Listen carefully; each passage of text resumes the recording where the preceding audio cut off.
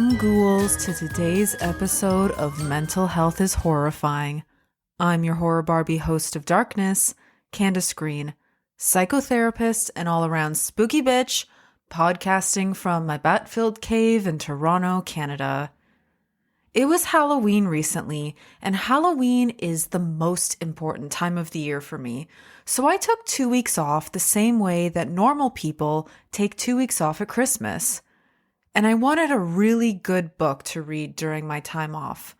One that suited the spooky mood and immersed me in a world filled with mystery, suspense, and the macabre.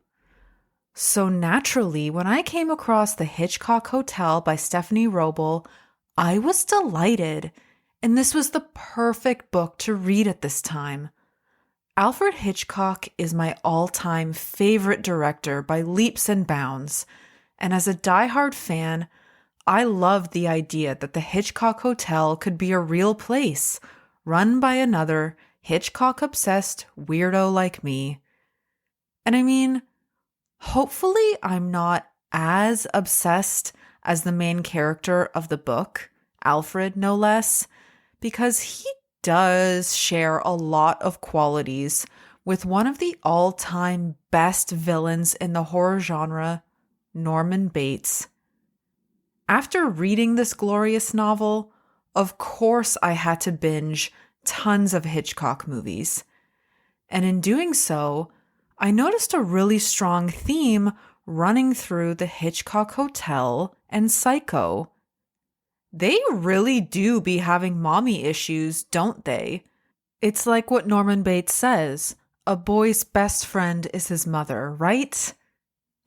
Right, guys? Maybe not. Okay, so let's get right into it.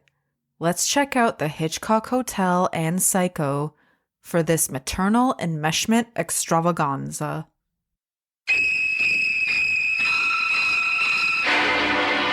Here we have a quiet little motel, when in fact it has now become known as the scene of the crime.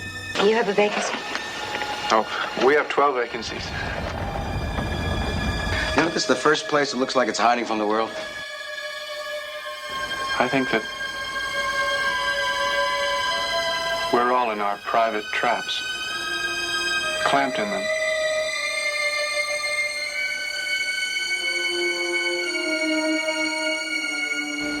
And none of us can ever get out. Is anyone at home? Oh, that must be my mother. Is anything wrong?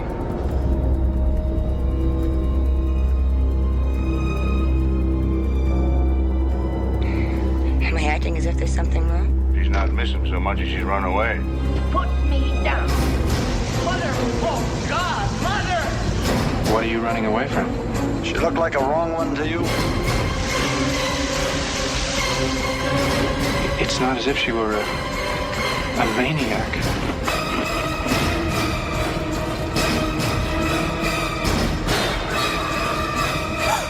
She just goes a little mad sometimes.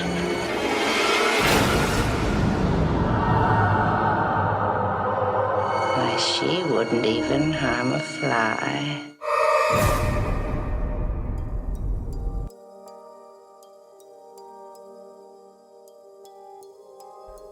I'm going to give you a very brief spoiler-free synopsis of The Hitchcock Hotel because it's a new book and I want you to read it and enjoy all the twists and turns as much as I did. And then I'm going to give you the synopsis of the movie Psycho, and it will contain spoilers because you've had 64 years to watch it. And if you haven't watched it, I command you to stop this podcast immediately and do that. Okay, here goes. Alfred Smedel is a Hitchcock fanatic who runs the Hitchcock Hotel, a sprawling Victorian house in the White Mountains dedicated to the master of suspense.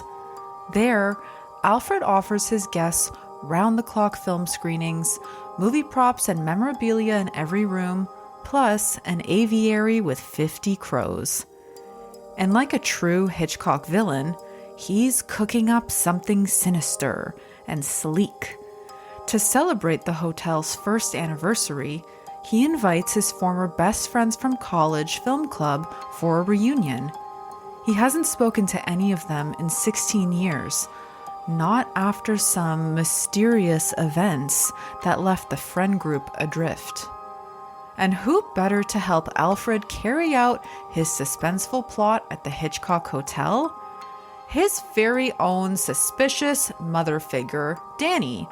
She's the maid who's always skulking around somewhere, making the guests feel creeped out and uncomfortable. As the ultimate Hitchcock fan, Alfred knows that no true Hitchcock production is complete without a body, and he's determined to produce one this weekend. Dun dun dun. Okay, rewind 64 years to 1960 for the most influential movie of any kind of all time, Psycho. We find ourselves in Phoenix, America, where Marion Crane is over her job and steals $40,000 from it so she can run away with her hunky boyfriend. Her plan is to drive to his home in Fairvale, but it's a long drive and she needs to spend the night somewhere. She comes across the Bates Motel and checks in under an alias, wary of the cops being after her because she just stole a whole bunch of money. The proprietor is Norman Bates, and at Marion's late hour of check-in, he offers to make her a sandwich and joins her for a late-night meal in the back parlor of the motel. He talks about his mother a lot and mentions that she is ill and that he cares for her. Marion had overheard Norman's mother shouting at him previously and picks up on the fact that this is an odd relationship and that his entire life seems to revolve around his mother, and he seems sort of trapped here and suggests that he might want to look into some professional help for his mother. Norman becomes very offended and the encounter ends somewhat awkwardly. Marion returns to her room to take a shower when a shadowy figure enters the bathroom, flinging the shower curtain open and stabs her to death. A lot. Shortly afterward, Norman comes to check on Marion, only to discover that she is super dead and naked. Ever the dutiful son, upon realizing that it was his mother who committed the murder, he hurriedly cleans up the murder scene and dumps Marion's body, her stuff, and unbeknownst to him, the $40,000 in her car and into the swamp. A private investigator, Arbogast, has been hired to investigate Marion's disappearance with the $40,000, leading him to the Bates Motel. Norman seems super suspicious and can't keep his story straight, so Arbogast is onto him. When Arbogast infers from Norman that Marion had spoken to his mother, he asks to speak to her, but Norman refuses. Arbogast doesn't listen to Norman and enters the Bates home to talk to Mother, when suddenly the same shadowy figure, whose face we as the audience cannot see, but who appears to be Mother, attacks him with a big old knife and kills him as well. Marion's sister Leela and her boyfriend Sam, who had been aware that Arbogast had been searching for her, notice that he is now missing, so they drive out to the Bates Motel to search for both of them. Leela and Sam seek out the help of the local sheriff, Al Chambers, who tells them that Norman's mother died in a murder-suicide by strychnine poisoning a decade earlier. So, who is that woman who is buried in the cemetery? Or who is the woman believed to be Mother in the Bates household? Sam and Leela return to the Bates Motel, and Leela sneaks into the Bates house. But Norman is onto her. Norman heads to the house, causing Leela to go hide in the basement fruit cellar. There, she discovers the mummified body of Norman Bates's mother. She screams in terror, at which point Norman enters the room wearing a matronly dress and a wig, wielding a knife. He is the shadowy figure / mother murdering everyone. Sam appears and subdues him. Cut to the police station, where a psychiatrist explains that Norman killed his mother and her lover 10 years prior out of jealousy. Unable to bear the guilt, he mummified his mother's corpse and treated it as if she were still alive. He internalized Mother, her personality, her very being, and continued to experience Mother from inside himself as jealous and possessive. Whenever Norman is attracted to a woman, Mother takes over. Under the Mother personality, Norman killed 2 women before he killed Marion and Arbogast. Norman sits in a jail cell and hears Mother's voice, having overtaken him completely.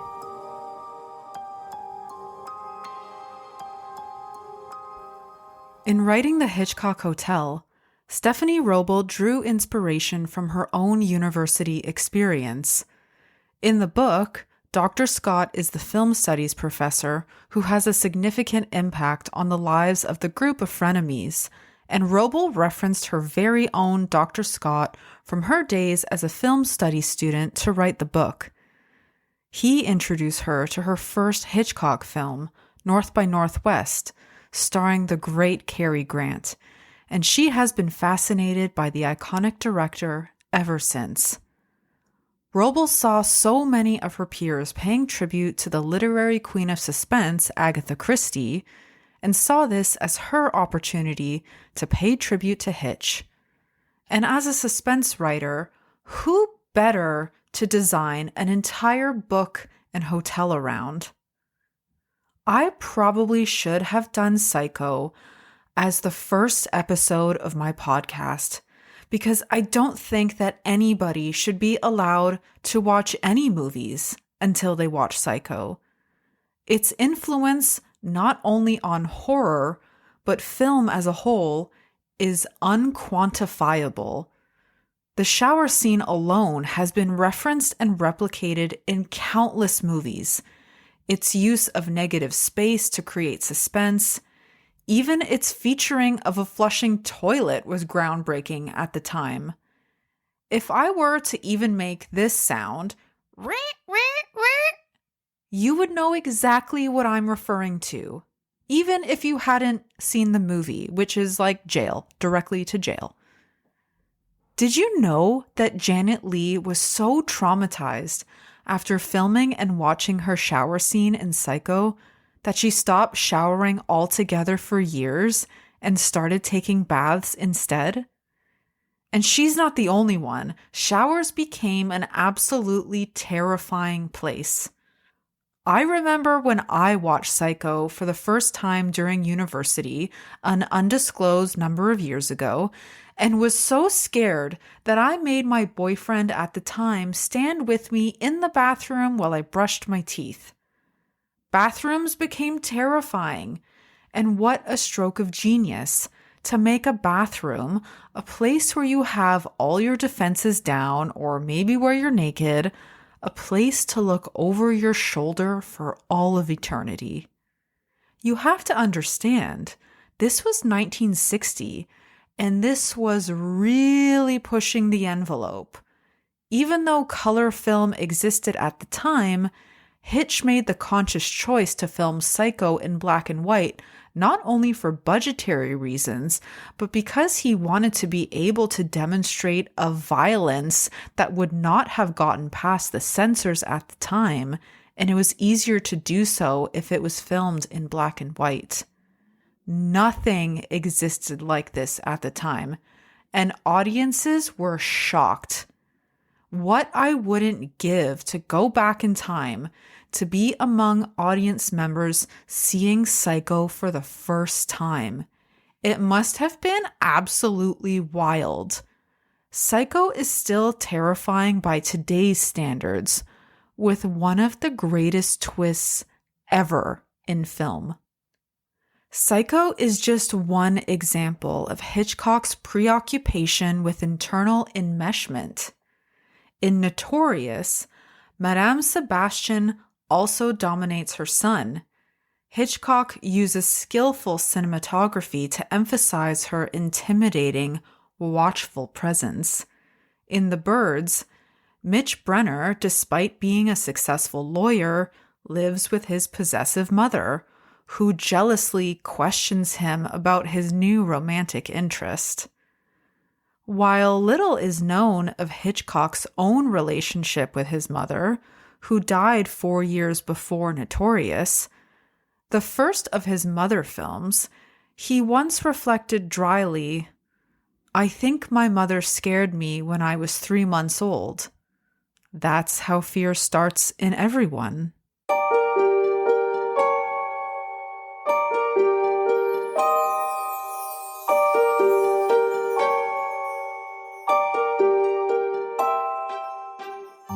Enmeshment is a psychological concept first introduced by Argentinian psychotherapist Salvador Minuchin in the early 1920s. Minuchin used enmeshment to describe family relationships struggling to balance independence and connection. Enmeshment can be defined as a condition in which 2 or more people, typically family members, are involved in each other's activities and personal relationships to an excessive degree. It's when the boundaries between 2 people have become blurred. When I'm talking to people about enmeshment, I explain it this way. If you were to hold both your hands up in the air and then lock the fingers of your hands together so they become one, in this scenario, one person may begin to prioritize the needs and wants of the other over their own. As a result, they may start to lose their sense of individual identity and autonomy. There's a big difference between closeness and enmeshment. While closeness refers to emotional intimacy and caregiving, enmeshment involves a lack of self-other separation. In other words, thoughts and feelings are merged with those of the other persons. When I'm talking about maternal enmeshment here, and how it's demonstrated in both the Hitchcock Hotel and Psycho, I'm talking about it from the perspective of the child, or adult child, who experiences it. I believe that mothers don't necessarily know that they are engaging in enmeshment with their child, because I do believe that most parents have the best intentions when it comes to raising their children, so have no idea what they are doing or that what they're doing is actually really harmful. When babies are very young, they don't understand that there is a difference between them and their mothers coming from in utero, so as they age, they must be encouraged by their mother to find independence, both functionally and emotionally. When a mother does not or cannot encourage this, it is often because the mother has her own narcissistic emotional needs that need tending that she has not been able to fulfill through other means. And when I say narcissistic here, I'm not using it in a derogatory sense. Psychologically speaking, the word narcissistic merely refers to self-needs, and we all have narcissistic needs of the self. But many dynamics of maternal enmeshment can become abusive and can be categorized as attachment trauma or complex PTSD or CPTSD, referring to repeated exposures to attachment trauma in this case at the hands of the primary caregiver. What is sinister about this specific instance of CPTSD is that the child thinks it's normal because it's all they've ever known. The child may be on the receiving end of unruly anger or violence, control, demeaning behavior, name-calling, manipulation, and emotional incest. For the child, there is no separation between their mother's feelings and their own. Due to the enmeshed nature of the relationship, the child internalizes these behaviors as their fault or their responsibility to fix. In such instances, the mother is attempting to fill a deep wound inside herself, a hole, a deep trauma that cannot be filled by their child, who she views as an extension of herself.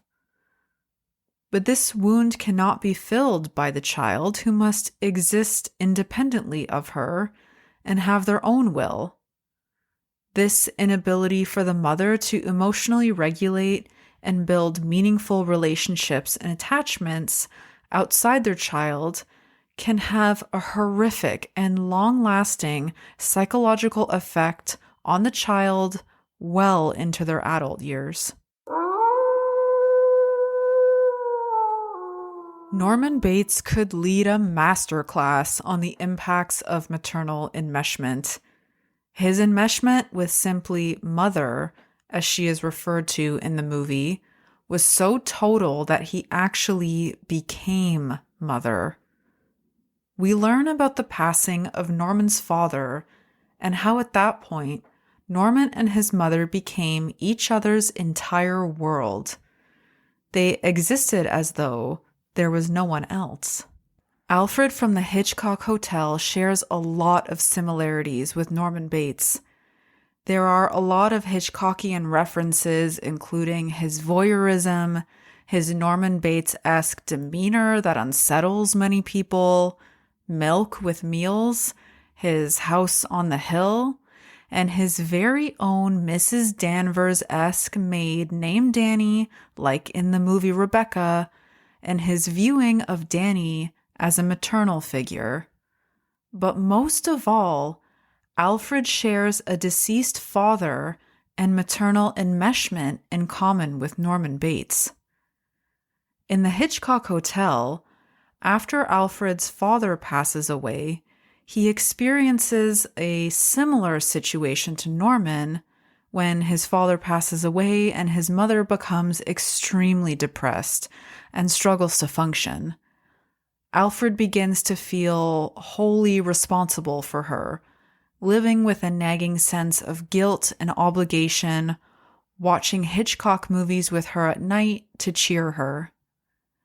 With both Alfred and Norman, we don't really know what they were like before their fathers died. This is an interesting piece to consider. When did the enmeshment really begin? What was the role of each of their fathers in their lives? No doubt the death of a parent and husband shakes the foundation of a family.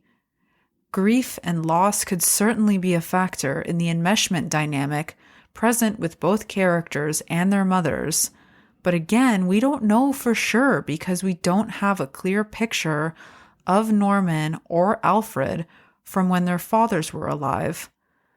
Was the maternal enmeshment already present? It's definitely possible. And now, a quick word from our sponsors. It's me. I'm our sponsors.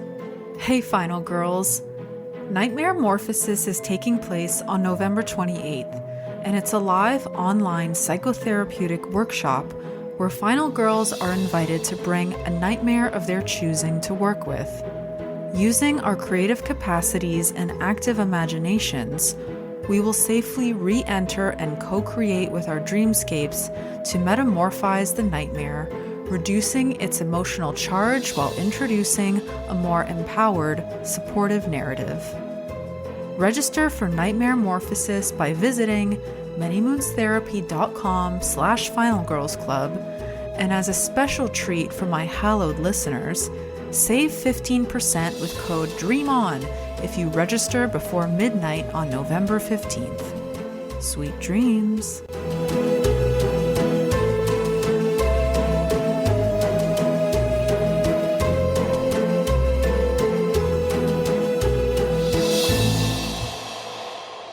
For those like Alfred and Norman who have experienced maternal enmeshment, the transition to independent adulthood can be fraught.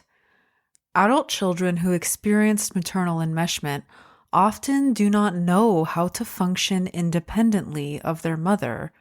Things like getting a job, living independently, adult tasks like driving or doing your taxes, and they may have difficulty forming secure relationships.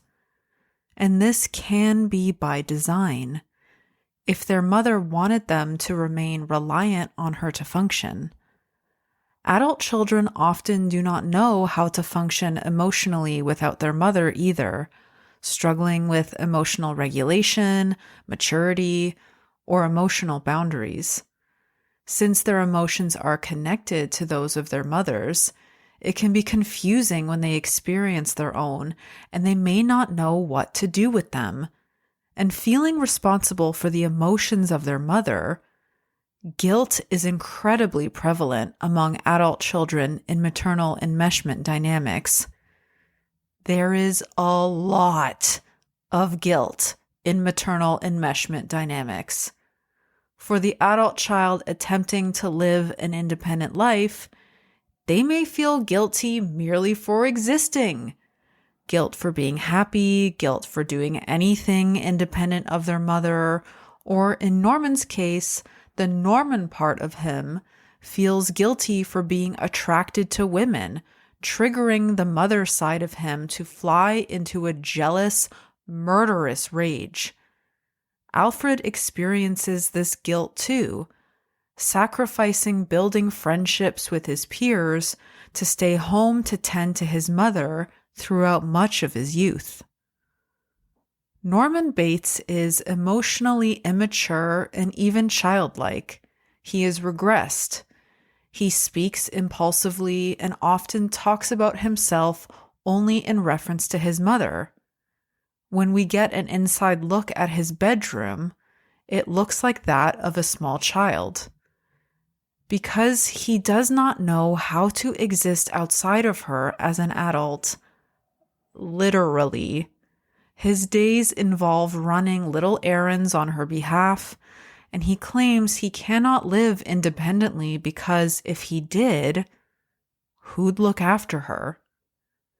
Attempts to do just that, live independently of mother, may feel incredibly difficult, and if the person is not aware that they are in an enmeshed relationship with their mother, may not even understand why living feels so laden with guilt, why they feel so helpless and incompetent, why it feels like a part of them is missing.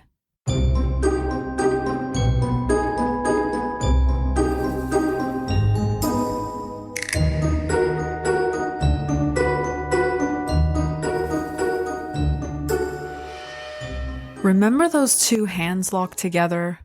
Imagine they had been locked together for years, decades even, and then you tried to separate them. Perhaps in that time they had formed some sort of organic bond where tissue, bone, and skin had fused together to support the enmeshment. Now try separating those two hands from one another. You might imagine that it's very hard to pull those two hands apart at this point. It would undoubtedly hurt or be excruciating, and the result may be that the hands would have open wounds and need tending. This is why beginning to set boundaries can feel foreign and even excruciating. It's like the Olympics of guilt, and you've won the gold medal. When it comes to experiencing guilt, adult children of maternal enmeshment may benefit from changing their perspective on this guilt. First, I think noticing the physical sensation of guilt in the body is important. What does it feel like? Where is it located? Perhaps it is a tightening inside the chest, a constriction. Maybe it's a nauseous feeling in the stomach. Notice your posture as you experience the guilt. Are you hunched forward? Are your muscles tense? Is your body making itself small? Now notice, when do you experience this guilt? Is it when you're going out for brunch with your boyfriend, or when you join a book club to make new friends? Maybe it's when you tell your mother that you found your own apartment to live in, or want to go to a university 2 provinces over. Do you feel guilty when your mother is upset, and despite your attempts to soothe and reassure her, she cannot and will not be soothed? Now consider this. When you are working on your independence and a maternal enmeshment dynamic, consider that experiencing guilt might be an indication that you are doing something good for yourself. Yourself. The self. You. Who is she? It can be quite revelatory, though difficult, to begin seeing yourself as a person independent of your mother, worthy of joy, freedom, and a self-actualized life. Beginning to see yourself as an independent person and setting this as a boundary between you and your mother is an important step in creating a new dynamic and a more fulfilling life. And this is hard work. You will notice that tight feeling in your chest repeatedly, that nauseousness in your stomach, and even feel like you want to barf. Your mother may even lash out in anger because you're changing up the dynamic, and that isn't how this goes. The guilt may feel like it's threatening to eat you alive, and like you're some kind of bad person for wanting to be your own person. Again, maternal enmeshment can be its own kind of abuse. And it will take a lot of work to unwind these narratives, to give yourself permission to live, and to know that this doesn't mean that you don't love your mother or that you're a bad person. It's a process, and one that requires grace and support along the way. Along this journey, when you notice those somatic sensations, the guilt, the vomitaceous feeling, the making yourself physically small, see if you can endure it. See if you can feel the guilt and do the thing anyway, because it means that you are doing something that is good for yourself.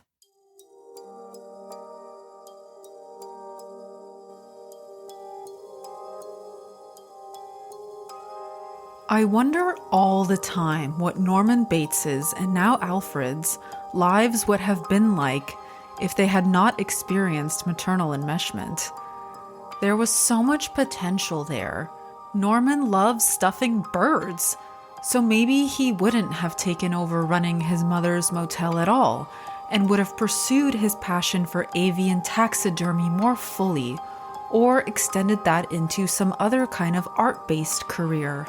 And maybe Alfred would have been more at ease forming friendships in university, not feeling like some constant weirdo outsider who was just lucky to be considered by any of them. Maybe he wouldn't have opened the Hitchcock Hotel at all, and, well, I'll just let you read the book. Norman turned to murder, so unfortunately there aren't that many options for individuation left for him. But you haven't turned to murder that I know of. So if you're someone who relates to the experience of maternal enmeshment, there is so much life here left for you to live. Enmeshment can make your world feel small, but know that the world is so big, and there are so many people to know, experiences to have, and spooky roadside motels to visit.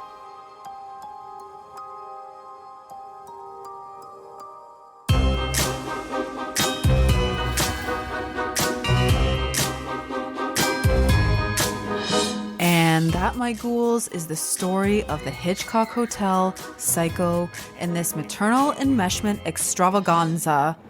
Don't you just love imagining Norman in some alternate reality where he's one of those ethically sourced bird taxidermy people at those hipster artisan craft fairs? He'd have a mustache and small glasses and everything. I love it.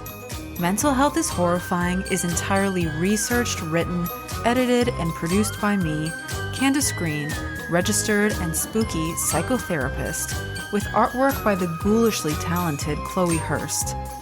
If you like this podcast, please consider rating and reviewing on your preferred listening platform.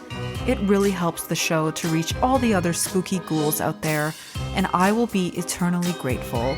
And an eternity is a very long time for a vampire, okay? If you live in Ontario and are interested in psychotherapy with me, I offer therapy for final girls who want to make sense out of the guts of their lives. I specialize in grief and trauma and incorporate both tarot and dream work into my practice as tools to delve deeper into fields of psychic terrain. Check out this month's feature workshop as part of the Final Girls Club, Nightmare Morphosis. You can follow me on Instagram at Mental Health is Horrifying, and you can also learn more about me and my services through my website, manymoonstherapy.com. Or you can also howl at the moon and I will hear your call. Bright blessings.